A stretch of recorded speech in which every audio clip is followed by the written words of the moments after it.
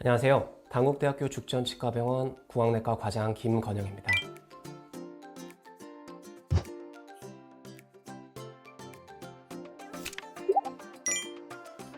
구강내과에서는 치아 이외에 구강 안면부에 발생한 여러 질환들을 치료하게 되는데요. 그중 가장 대표적인 것으로는 턱관절 장애가 있습니다.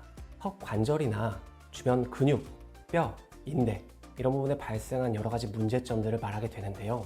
턱이 아파요, 턱에서 소리가 나요, 입이 잘 안 벌어져요 같은 증상들을 전형적인 턱관절 증상이라고 생각하시면 됩니다. 이 외에도 턱을 움직이거나 벌리거나 할 때 뻐근해요, 묵직해요, 입이 잘 다물어지지 않아요, 턱이 빠진 것 같아요 하는 증상을 호소하시는 분들도 있습니다. 기본적으로는 턱관절이나 근육에 누적되는 과부하가 그 원인입니다. 뭔가를 많이 씹거나 많이 먹어서 그런 경우도 있지만 턱을 사용하는 방향이나 형태가 안 좋은 경우에 이런 힘이 누적되는 경우가 대부분입니다. 예를 들면 이를 악무는 습관이라든지 이를 가는 습관들, 아니면 한쪽만 씹는 이런 습관들도 해당이 될 수 있고요. 핸드폰을 하거나 거북목 자세를 많이 취하는 행동들, 추가적으로 턱을 괴거나 엎드리는 행동, 또 수면 자세도 영향을 미칠 수 있습니다. 교통사고나 타격 같은 턱에 가해지는 외상도 턱에 힘을 많이 가해지게 만들 수 있고, 스트레스를 받는 상황이라든지 겨울철 이런 경우에는 턱 근육의 근긴장이나 과부하가 좀 더 강화되는 경향성이 있습니다.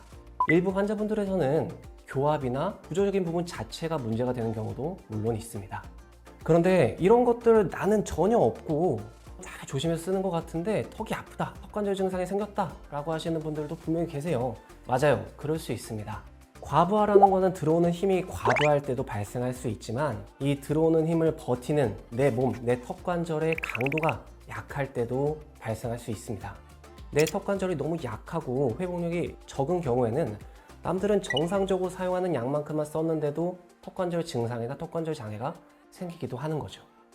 이렇게 턱에 가해지는 힘과 내 턱이 가지고 있는 저항성, 적응력, 이 두 가지의 밸런스가 무너지게 됐을 때 과부하가 생기게 되고 턱관절 증상이 발생할 수 있는 겁니다. 이렇게 발생한 턱관절 증상을 방치하게 되면 지금 당장은 괜찮은 경우도 있지만 대부분은 추후에 반복되거나 악화되는 경우가 많기 때문에 꼭 치료받으시는 것을 추천드립니다.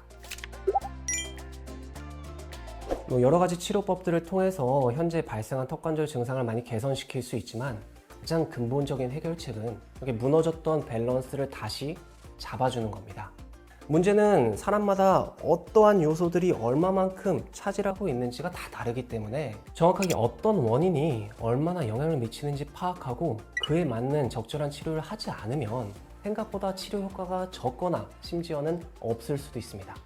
요즘에는 여러 가지 치료법이나 운동법들이 인터넷상에서 올라와 있기도 하고, 여러 커뮤니티에 나는 이렇게 했더니 좋아졌더라 하는 식으로 공유가 되고 있는데, 이 중에는 실제로 좋은 치료법도 있지만 이게 나한테 과연 효과가 있을지는 전혀 다른 얘기입니다. 어떤 환자분들한테는 효과가 굉장히 좋았던 치료법이 또 다른 분들한테는 턱관절을 악화시키는 요인으로 작용하기도 하니까요. 생활습관 개선이라든지 인지치료, 물리치료, 약물치료, 장치치료, 보톡스, 여러 가지 턱관절을 완화시키고 증상을 해소하기 위한 여러 가지 치료법이 있지만 환자분에 맞는 개인 맞춤형 치료를 진행할 필요가 있습니다. 턱관절 증상이 생겼을 때는 치과로, 그 중에서도 구강내과로 내원하셔서 내 증상을 정확하게 진단받고 그거에 맞는 치료를 받으시는 것을 권장드립니다. 감사합니다.